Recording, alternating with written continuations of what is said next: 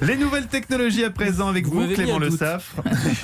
Oui, pendant que Nicolas Caro calcule le 111e siècle Oui. et 10 990, on passe Je vais aux essayer de vous nouvelles gagner du temps, technologies. Nicolas. Avec vous, Clément, il semblerait que les batteries de nos téléphones soient moins performantes que ce qu'on a bien voulu nous faire croire. Oui, c'est ce que montre une étude de l'association britannique Which, l'équivalent un peu de notre UFC Que Choisir à nous. Elle a passé au crible 50 smartphones pour vérifier l'autonomie annoncée par les fabricants et les résultats sont plutôt surprenants. Certains, comme Sony, sous-estiment visiblement la batterie de leur téléphone. Ils font mieux que ce qu'ils annoncent. D'autres, comme Huawei, tiennent à peu près leurs promesses. Et puis, il y a Apple. Sur les 9 iPhones testés, aucun n'affiche une autonomie réelle égale à celle annoncée. L'écart va de 18% à 51% selon les modèles. Le mauvais élève, c'est l'iPhone XR qui s'en tire donc le plus mal. Apple vend pour ce téléphone une batterie qui dure selon lui 25 heures, sauf que Which affirme qu'elle tient en réalité moins de 17 heures. Mais elles sont testées comment, ces batteries, Clément ? Mais en règle générale, quand un fabricant parle de l'autonomie de la batterie de son téléphone, il met en avant un unique chiffre, et ce chiffre, c'est celui issu des tests dits de temps d'appel. En fait, en laboratoire, le fabricant lance un appel à 100% de batterie et le laisse courir jusqu'à ce qu'elle soit épuisée.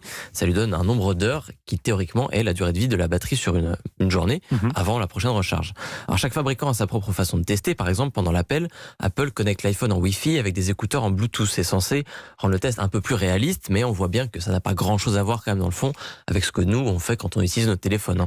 Et le problème de la batterie, c'est aussi qu'elle se fatigue vite, mais c'est possible de la changer. Oui, on peut tout à fait le faire, mais c'est un peu compliqué. Il y a quelques années, je ne sais pas si vous vous souvenez, il suffisait d'ouvrir la coque arrière de son téléphone, de remplacer sa vieille batterie par une neuve. Des téléphones Ericsson. Exactement, mais alors voilà, ça c'était avant que les fabricants optent pour des designs en métal d'un seul tenant.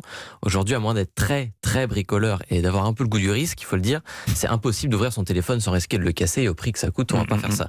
Donc pour éviter d'en arriver là, mieux vaut se tourner directement vers le fabricant ou vers un revendeur agréé, il y en a énormément. Alors par exemple, Apple propose de remplacer la batterie de votre iPhone pour 49 ou 69 euros selon le modèle.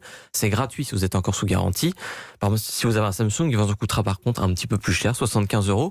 Mais vu le prix des téléphones, ça vaut quand même le coup de payer cette somme pour s'acheter 2 ou 3 ans de rab, parce que ça va permettre de pas payer 1000 euros de plus tous les 3-4 ans. Effectivement, on fera ça. C'est idiot de faire un test en faisant un seul appel téléphonique, alors qu'aujourd'hui on n'appelle quasiment plus avec nos téléphones, on fait que de la vidéo. Enfin, vous voyez ce que je veux dire ? Mais vous devrez postuler dans ce magazine Which ou... À la fois, c'est le jeu, on sait bien que les batteries d'iPhone, ça dure pas longtemps. Non, puisque d'autres téléphones font mieux. D'autres téléphones font mieux. Visiblement, Huawei fait mieux et Sony fait mieux. Alors pourquoi Apple ne se mettrait pas au niveau ?